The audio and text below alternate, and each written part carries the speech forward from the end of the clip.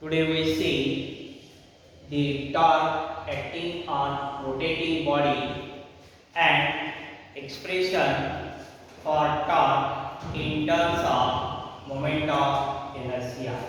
Now consider the rigid body rotating with uniform or constant angular acceleration alpha above axis of rotation, which is passing through point O and it is perpendicular to the plane of the figure.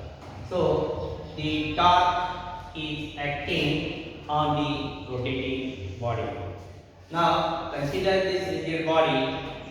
It consists of n particles having masses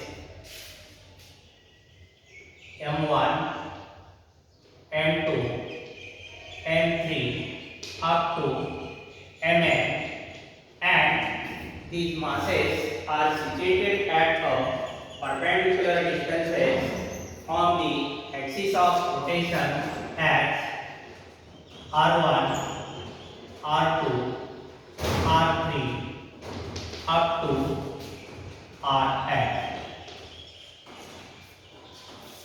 When this rigid body rotates with uniform angular acceleration alpha, the different particles of the body revolves in circles, so it performs the circular motion. So all these particles having different linear accelerations and its perpendicular distances from the axis of rotation.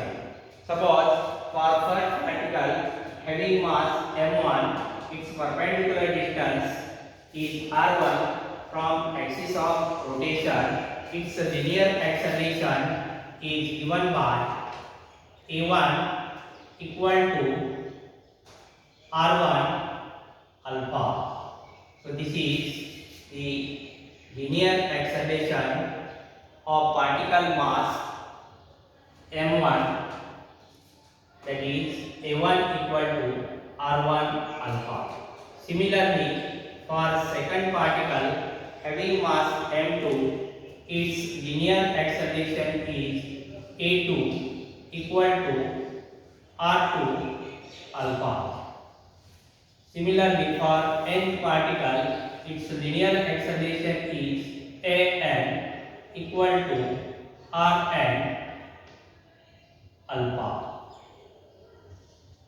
So the linear accelerations for all these particles are different. Also, radial distance, that is the perpendicular distance from axis of rotation, is also different. But this rigid body moving with constant angular acceleration alpha. According to the Newton's second law of motion, the magnitude of force acting on all these particles are given by, for first particle, the magnitude of force is F1. So it is given by F1 equal to M1 A1, but value of A1 is R1 alpha. So it becomes F1 equal to M1 R1 alpha. Similarly, for second particle having mass m2, the magnitude of force is F2 equal to m2 a2, but a2 means r2 alpha. Putting the value of a2, f2 equal to m2 r2 alpha. Similarly, for nth particle having mass mn, its force is Fn. So Fn equal to mn an, but an means Rn alpha. So Fn equal to mn Rn alpha. Suppose this equation number 1. So these are the magnitudes of the forces acting on all these particles. Now, the torque acting on the body is given by vector tau equal to r cross vector f. This is the torque acting on the rigid body, and it is the product of the perpendicular distance from axis of rotation and one of the force. The magnitude of the torque is given by tau equal to Rf sin theta. But all these particles revolve in circular path, so it performs the circular motion theta equal to 90 degree. So torque tau equal to Rf, because sin 90 degree its value is 1.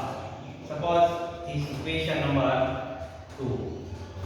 So this is the torque acting on this rigid body. Now the torque acting on the first particle having mass m1, that is tau1 equal to r1 f1. Putting the value of f1 from equation 1, we can write tau1 equal to r1 into value of f1 is m1 r1 alpha. When we simplify this, we can write tau1 equal to m1 r1 square alpha. Similarly, the torque acting on second particle having mass m2 is given by tau2 equal to r2 f2. Putting the value of f2, value of torque tau2 becomes m2 r2 square alpha. Similarly, the torque acting on nth particle is tau n. It is given by tau n equal to rn fn.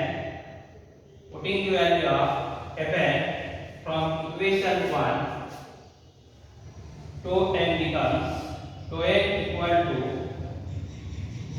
mn rn square alpha. The total torque acting on the body is the sum of the torques acting on all the particles, and it is given by tau equal to tau1 plus tau2 plus dash last term tau n. Suppose this equation number 3, this equation number 4. Putting the values of tau1, tau2 and tau n from equation 3, equation 4 becomes tau equal to m1 r1 square alpha. Value of tau2 is m2 r2 square alpha plus dash last term mn rn square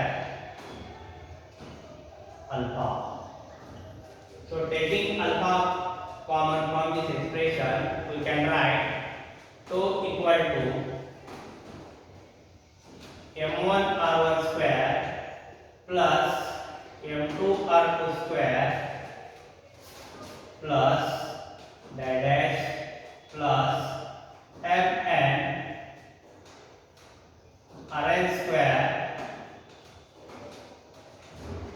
outside the square bracket alpha. So here alpha is taken common. So this term can be written like this: tau equal to summation I is equal to 1 up to n mr ri square. Outside the square bracket alpha. The square bracket term is nothing but the moment of inertia.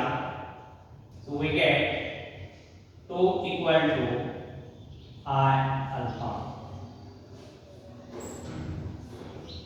So this equation number 5. Since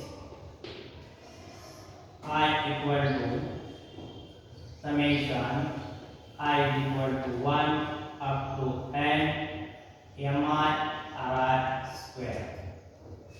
So the torque acting on the body 2 equal to I alpha. It is the product of moment of inertia and angular acceleration of the body. This expression is expressed in terms of vector form as vector tau equal to I into alpha vector. The SI unit of torque is Newton meter.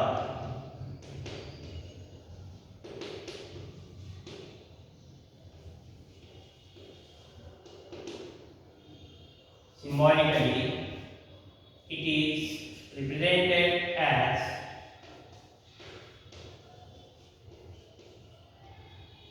NM, capital N into small n, Newton meter. This is the SI unit of the torque. CGS unit of torque is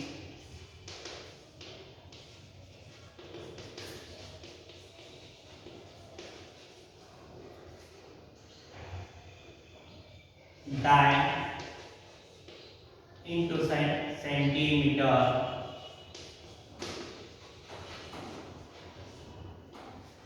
The dimensions of torque are given by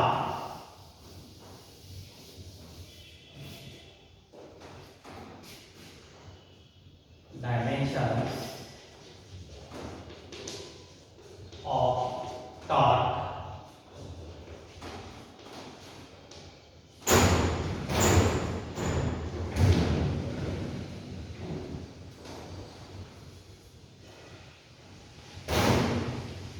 square bracket tau equal to square bracket twin length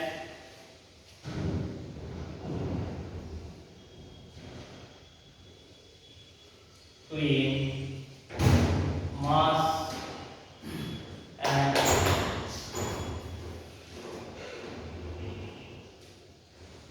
one in mass and minus 2 in time. The dimensions of torques are 2 in length, 1 in mass and minus 2 in time. So this is the about the torque acting on a rotating body and expression for torque in terms of moment of inertia, that is tau equal to I alpha.